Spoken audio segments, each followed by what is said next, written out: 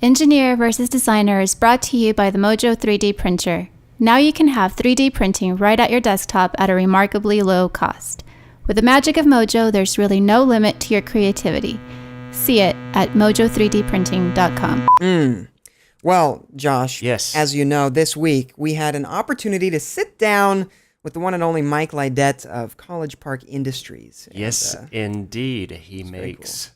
Can you believe it, prosthetics out there. It's really interesting work, inspiring kids, and making grown-ups. Some pretty cool stuff. And grown-ups, too. Yeah. Yeah, pretty inspirational stuff. So without further ado, why don't we just jump in? Jump right in. Woo! So, Mike Leydet. Yes. For Josh's daughter, Isa, who is about 4 years old, listening right now, what do you do?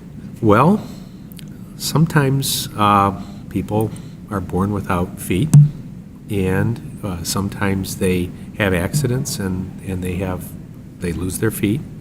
And my company, or parts of their legs, and my company gives them an opportunity to walk again. So we make these mechanical feet or foot products that we can put on people and allow them to walk. So in simple terms, we're putting people back on their feet. That is amazing and such a beautiful thing. Now, do you you're doing more than just prosthetics, though? This isn't just right. prosthetics. You guys are doing some pretty sophisticated stuff. What are you doing? About 6 years ago, we were, as engineers, looking at we were making feet for amputees, and we'd have them walk on them, and they say whether they liked it or they didn't like it. And as engineers, we wanted to put numbers to it. And there was no load cells or force and torque measurement devices that were wireless. So we started to embark on a major program to develop our own wireless load cell. Well, 6 years later, or 5 years later, we finally have the product out on the market. We initially didn't intend on putting it on the market as well. We were developing it for our own internal use.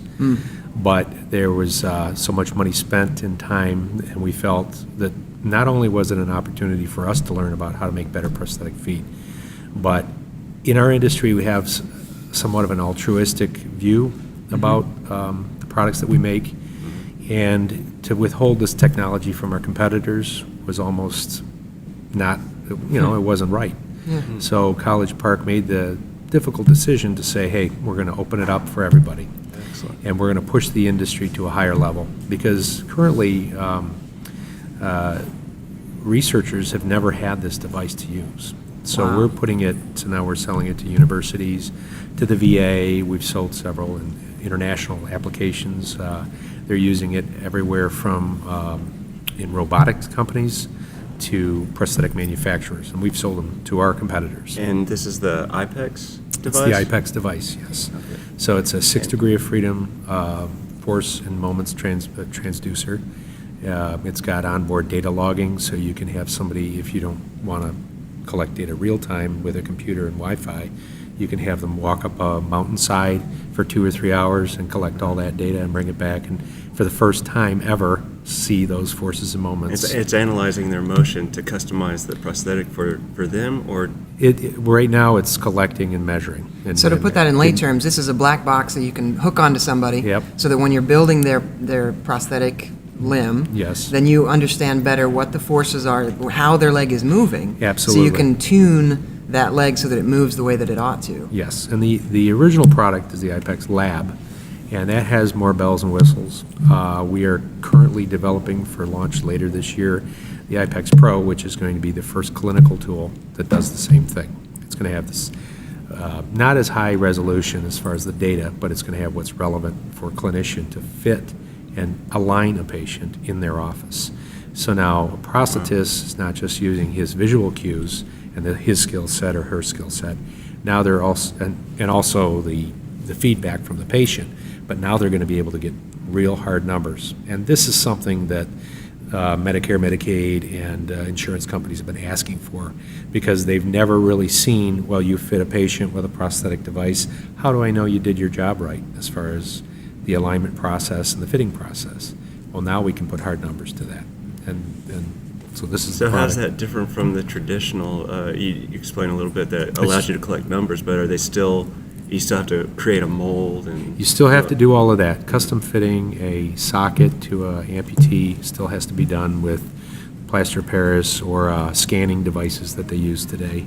They'll scan the residual limb, and they'll use NC cutters to cut foam systems that they can take a cast off of for their sockets.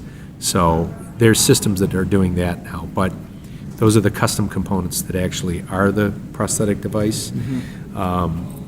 You're tuning more of the You're mechanics tuning of the the mechanics, device yes. instead of the fit. The alignment is so critical because there's so many adjustments you can make. It's kind of like if you can imagine trying to balance the tires on your car alone in your garage.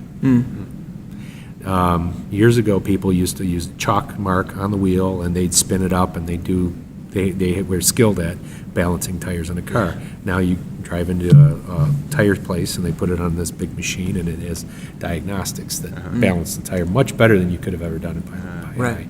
That's our intention with this new product. So it's balancing the system, so that when somebody's walking, they can walk with very natural gait patterns. Now, this is a beautiful thing, and I love the fact that this is open. I love the word open, Right. but it means so many things to so many different people. So 2 parts to this question. A, what does openness mean to you in this case? What parts are open? And B, how does that work with your business model? Well, our business model has been to make mechanical prosthetic feet. We also have, we've worked and dabbled in some bionic feet that we do have some designs for. The market is not quite yet ready for that. The cost of a prosthetic limb currently for mechanical limbs can be anywhere between $10,000 and $50,000. Now throw in all these microelectronic systems and hydraulic systems. Now you're just adding more and more money to the cost of a prosthetic limb.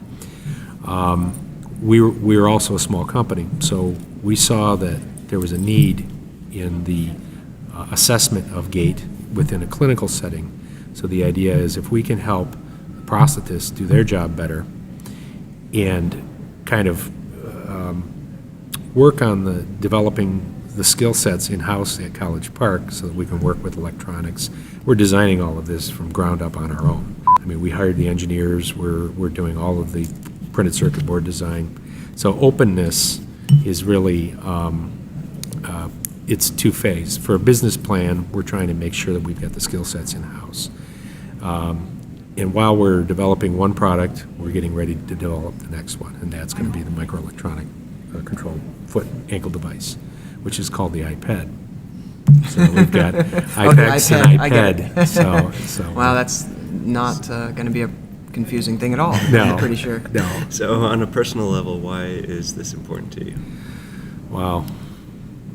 I just get so excited about the fact that we're helping people. I've seen so many amputees put our feet on, and we are a company that makes sure that, matter of fact, our director of special projects is an amputee. We've got several amputees working for us, and we've always put our products on them, because if they don't like it, we're not going to put it on the market.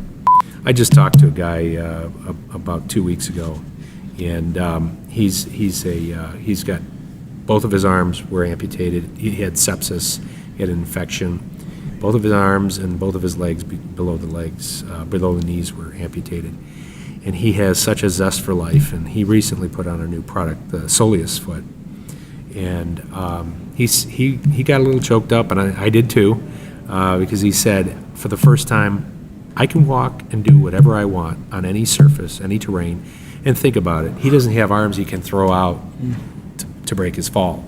And he's walking on 2 mechanical legs, and he's walking over gravel, dirt roads. He's walking up basically hiking trails in Arizona, and he's just so enthused about this new product and the fact that it doesn't make him tired. See, if you're on a prosthetic limb that has a lot that's not working correctly with your body, it causes a mental and physical strain. A good example, I love this example, that was my phone, is if you've ever gone into a grocery store and you grab that cart, that's got the banged up wheel.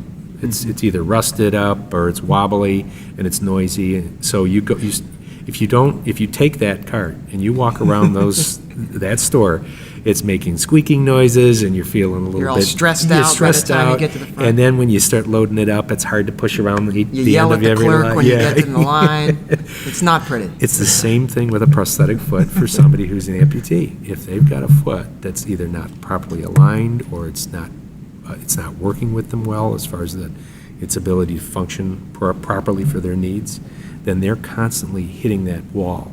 And sometimes they can be noisy too.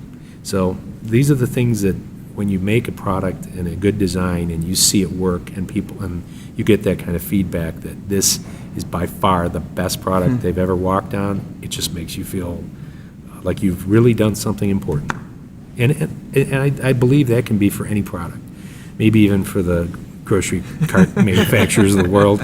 If you can make one that doesn't get all rusty and it's funny, I've used this analogy several times, and just recently I was at a Kmart and I grabbed one of those carts and I started walking with it and I go, no, not me, not this time, and I pushed the cart back and then I went on grocery shopping, and in about 5 minutes later, I heard squeak, squeak, squeak, squeak, squeak, squeak, squeak.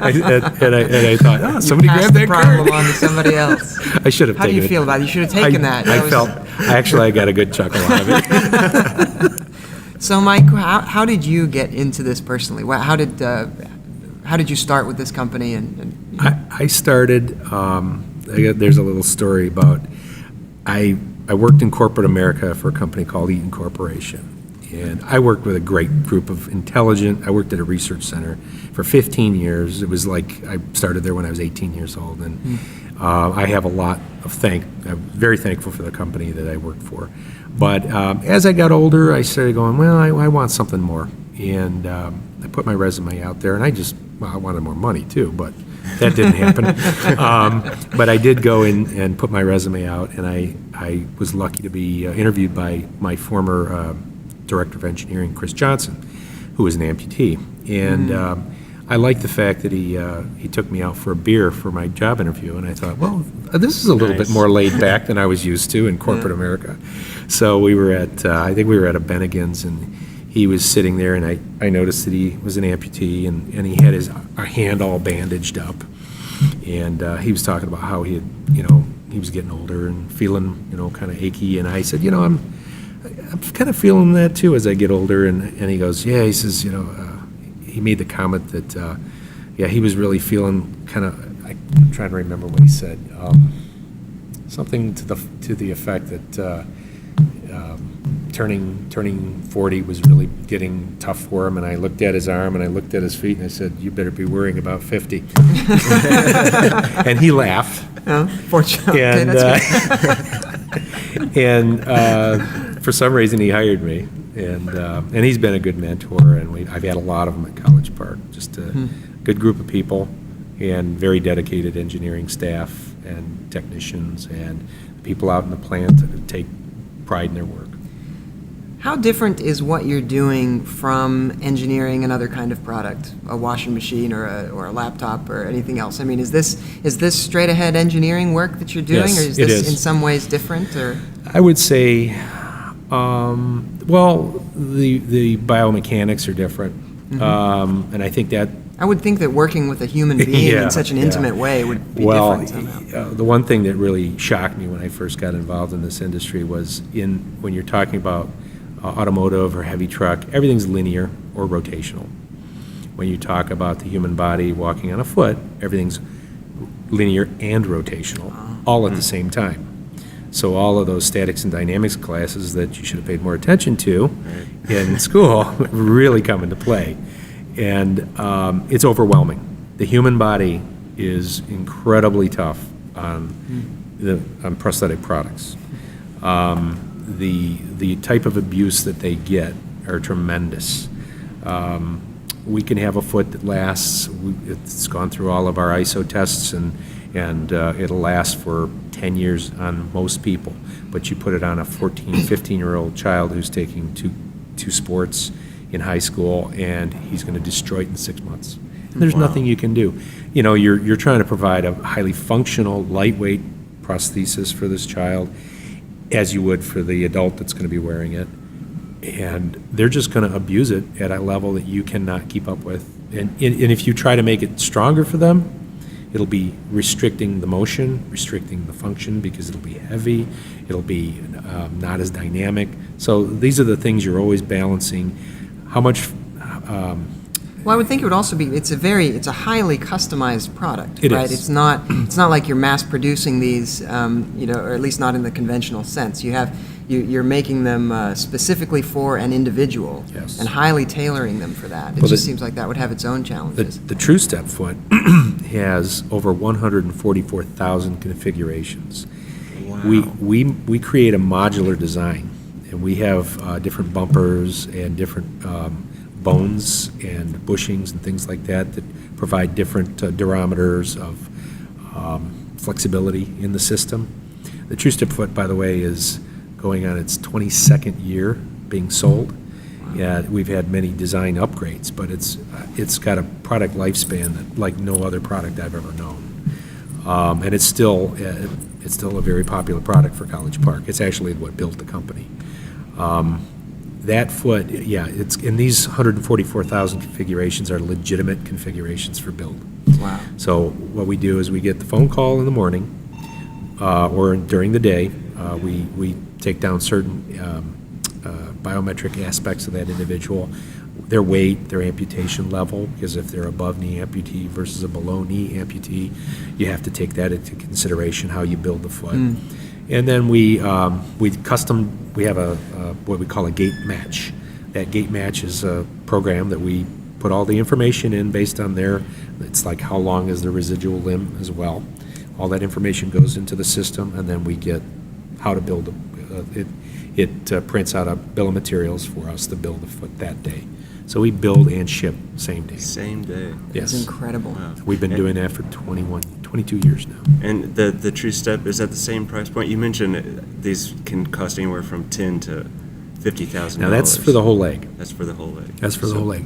In the durable medical equipment arena, the prosthetist does not get paid for the work that he does or she. They get paid for the products that they put on the patient. So if they put this foot plus these what we call endo attachments or mounting attachments, plus they made a socket, all of those components add up to a certain price point. Now, if you have an above knee amputee and you're one of our competitors, Autobach, it makes they made the world's first microprocessor controlled knee back in 1996. Now that if somebody's fitting a microprocessor controlled knee, that's going to have a much higher price break than just a foot. So and our prices vary anywhere between. I can't give you exact prices because that's kind of between us and the doesn't prosthetist. matter. Yeah. But it's more in the thousands rather than into the tens of thousands. Now I'm going to take a step back here. You know, you're delivering one of these hundreds of thousands of configurations. Yeah. Same day delivery. Yep. Unbelievable. Obviously, we might as well get the plug in. We are at PlanetPTC right now. We should just say there's probably a reason you're here. Yes. That sounds like that might be part of the story that they would want you to tell. PTC has been very gracious about this. College Park, for the IPEX lab last year, we won the NASA Tech Briefs Electronic Product of the Year Award. And Congratulations. thank you. It was a Create the Future design competition. And that's how we got involved with PTC. And they've been great. And they've actually asked me to come here to do a keynote address. And I'm following Dean Kamen, which is, no pressure on me. But the main thing is they've told me they didn't want me to really push PTC too much. They want me to inspire people and try to tell the story of College Park, the people that we help. And I've got, and I really respect a company that is willing to have me come here and not just plug them in front of their customers. I think that says a lot about PTC. So maybe I'm taking a little bit different approach. We do use Creo products, if you want to hear that, and we have used them from day one. Now, PTC, we used Pro E originally, and now we're using Creo. And a lot of the organic shapes that we designed for our foot shells, things like that, we wouldn't have been able to do with any other program. Yeah, so speaking of inspiring kids, Yes. we've got a passion for inspiring kids. Talk about making. How are you involved in any of that, and how is College Park trying to inspire kids more? Well, aside from, I guess, not directly as far as engineering. I mean, we were the... Well, you are by being here, you know. Yeah. I mean, hopefully people hear your story and they get excited, you know, about design and engineering and what you can do to help people, to build into people's lives. I shouldn't say that we're not doing it directly. I mean, we were the first company to make a multi-axial, high-functioning prosthesis for children. About 10 years ago, the academic researchers in the industry said you have to restrict motion for children wearing prosthetic devices to allow them to have more stability. And we had been making the true step for years and said adults love motion in their ankles, so why wouldn't active children? So we said, nah, that's bunk. And we developed this foot, and now it's one of the most popular prosthetic feet in the market. But we also do presentations at local elementary schools in the Detroit area. So we do that. I forgot for a second, but we have been doing that. And honestly, whenever somebody calls me up and wants to do a tour of the plant, if I can't do it, one of my engineers does. And we're always willing to bring in students from local universities as well as local high schools for tours. I mean, it's such a fulfilling application of engineering know-how that and building into people's lives in such a real and visceral kind of way that I think it's an excellent candidate for getting people excited about engineering and design. I mean, how can we as a society better foster a love of and an interest in engineering and design in younger people? Well, I think I mentioned it when we were off mic earlier. I think one of the things that I've heard time and time again, and it makes me kind of sad, is when children say, I'm not good at math, so I can't be an engineer. I'm not good at math, so I can't do this or that.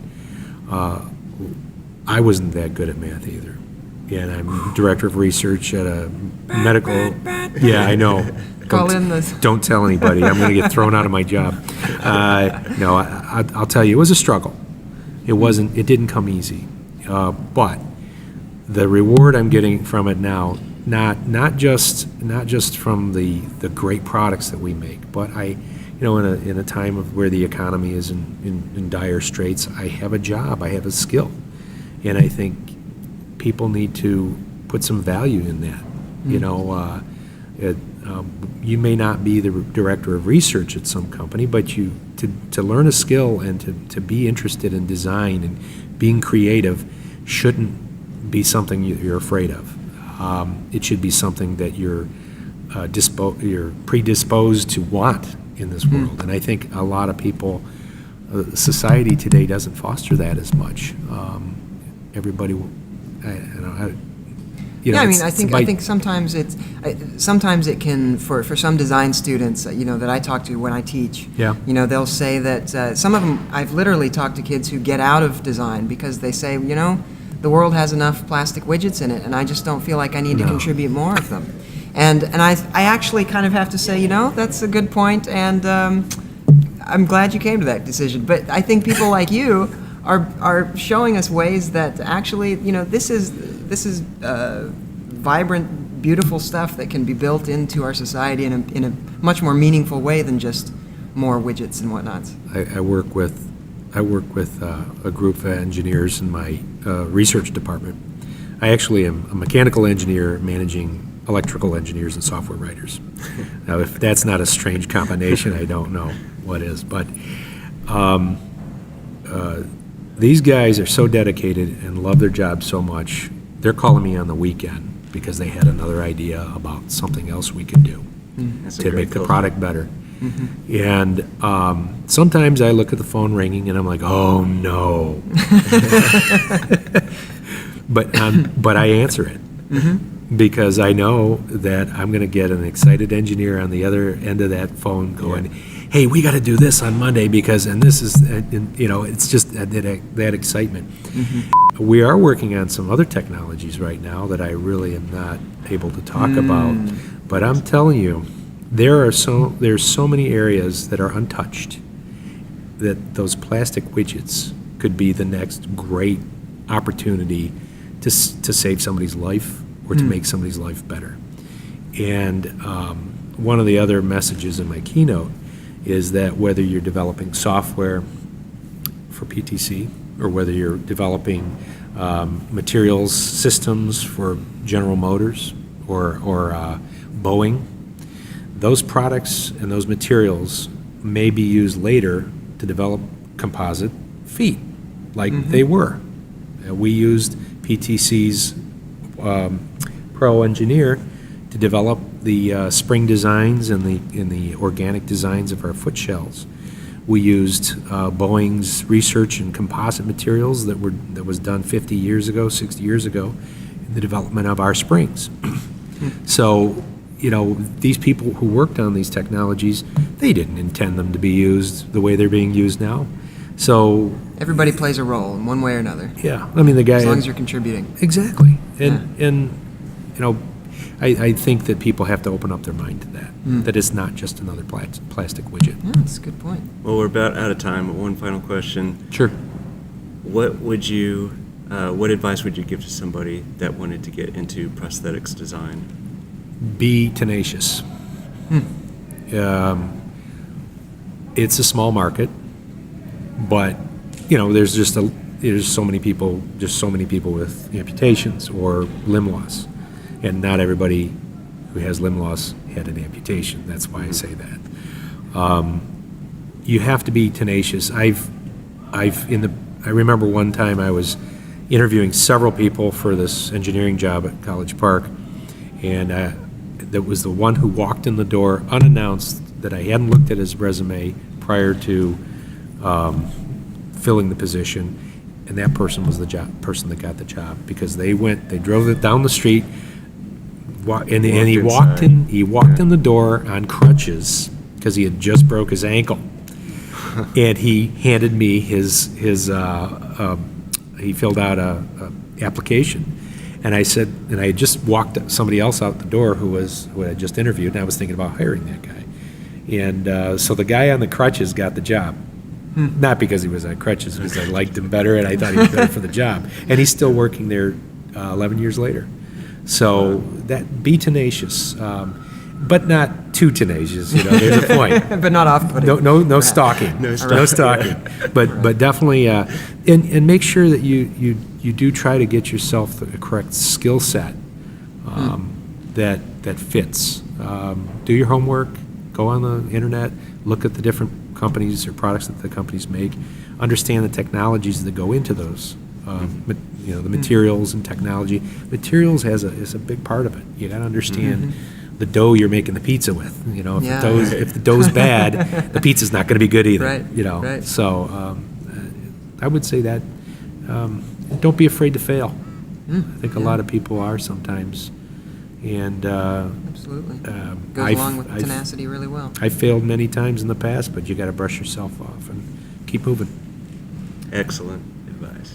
Mike, thank you so much for your time today. I really appreciate it. You're welcome. Thank you very much. Thank you. Look out! Engineer vs. Designer is brought to you by Mojo 3D Printer, a world-class professional 3D printer for only $185 a month. To find out how you can give your big idea a little mojo, visit mojo3dprinting.com. A production of EVD Media.